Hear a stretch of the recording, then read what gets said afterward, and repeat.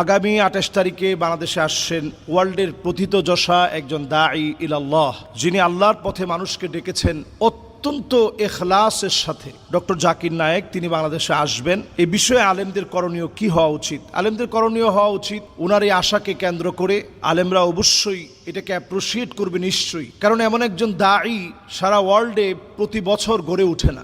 শতাব্দীর ভিতরেও কখনো এমন দাঈ পাওয়া যায় না। আমি আল আজহার বিশ্ববিদ্যালয়ে যখন সবেমাত্র ছাত্র হয়ে গেলাম, আমার পরিষ্কার খেয়াল আছে তিনি আল আজহার বিশ্ববিদ্যালয়ের একটা দাওয়াতে কনফারেন্সে তিনি এসেছিলেন এবং সেখানে বক্তব্য রেখেছিলেন। আল আজহার বিশ্ববিদ্যালয় ওনাকে দাওয়াত করে নিয়েছিলেন ওয়ার্ল্ডে দাওয়াতি কাজের এই অবদানে ওনাকে স্মরণীয় করার জন্য, সম্মানিত করার জন্য। তো আলহামদুলিল্লাহ ওনার বিনয় আমি একেবারে কাছ থেকে দেখেছি, ছাত্র জমানা থেকে। উনি ওনার একেবারে হোটেলে ডেকে নিয়ে একেবারে স্বাভাবিকভাবে কথা বলছেন। আমি কাছ থেকে ওনার পোশাক দেখেছি, একেবারে খুব সিম্পল সাধারণ পোশাক তিনি পরেন। সাধারণের ভিতরে যেটা সুন্দর হয়, অনেক সময় সাধারণ থাকার ভিতরেই সৌন্দর্য ফুটে ওঠে। তো ওনার মতো একজন বিজ্ঞ প্রাজ্ঞ দাঈ, যিনি যজুবেদ, ঋগ্বেদ, শানবেদ, অথর্ববেদ, স্মৃতি, শ্রুতি, Upanishad, New Testament, Old Testament সম্পর্কে খুব ভালো জ্ঞান রাখেন। নাস্তিকদেরকে বিতর্কের মুখে চমৎকার জবাব দিতে পারেন। সংশয়বাদীদেরকে মুখের উপর চমৎকার জবাব দিয়ে তাদের মুখ বন্ধ করতে পারেন। এরকম একজন ব্যক্তিত্ব হচ্ছে ডক্টর জাকির নায়েক। এজন্য ওয়ার্ল্ডের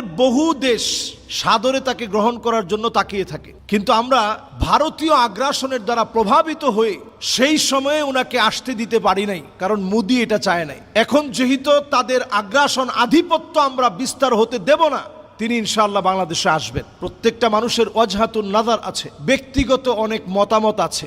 সব মত যে আমার মানতে হবে তা না। আমি ওনার সাথে নামাজে দাঁড়িয়েছি, আমার ছাত্র জীবনের কথা বলছি। ওনার সাথে আমি নামাজে দাঁড়িয়েছি, আমি দেখেছি উনি নামাজের ভিতরে নাভির একটু উপরে হাত বেঁধেছেন। আবার যখন কনফারেন্সে গিয়েছি সেখানে ওনাকে দেখেছি। এরপরে আবার তাবলিগের মারকাজে তিনি গিয়েছেন। যারা ওই সময় আমার সমসাময়িক ছাত্র ছিলেন তারা সবাই বিষয়টা জানেন। উনি তাবলিগের মারকাজে পর্যন্ত বয়ান করেছেন। ওইখানে তিনি মারকাজের বয়ানের ভিতরে উনি একেবারে নাভির নিচে হাত বেঁধেছেন, তাহতা সররা, নাভির নিচে হাত বেঁধেছেন। ভাই, ইখতিলাফের তো দরকার নেই। এই জন্য ওনার অনেক ওয়াজহাতুন নাযার, যেগুলোতে প্রশ্ন করা উনি তেমন পছন্দ করেন না, এইগুলো বাদ দিয়ে কম্পারেটিভ রিলিজিয়ানের উপরে তিনি যে খিদমত করেছেন, এই খিদমতকে হাইলাইটস করার চেষ্টা করেন। এই বিষয়ে তিনি যে খেদমত দিয়েছেন, শতাব্দীতে এমন খেদমত কল্পনা করা যায় না। আল্লাহ তাআলা এমন বিচক্ষণ ওনাকে বানিয়েছেন। তো এই জন্য উনি আসতেছে, এটা আমাদের জন্য নিঃসন্দেহে আনন্দের বিষয়। আমরা আনন্দের সাথেই ইনশাআল্লাহ ওনার সেমিনার যেখানে যেখানে হবে, যদি সুন্দরভাবে এগুলোকে প্যাট্রোনাইজ করা যায় এবং অর্গানাইজড ওয়েতে যদি সাজানো যায়, তাহলে সাজানোর পর আমরা সেখানে যাব ইনশাআল্লাহ, অংশগ্রহণ করব, কথাগুলো শোনার চেষ্টা করব। এবং এটা অমুসলিমদের জন্য বড় একটা মেসেজ হতে পারে দিন কবুলের জন্য। অনেকে হয়তো দিন কবুল করবেন ইনশাআল্লাহ।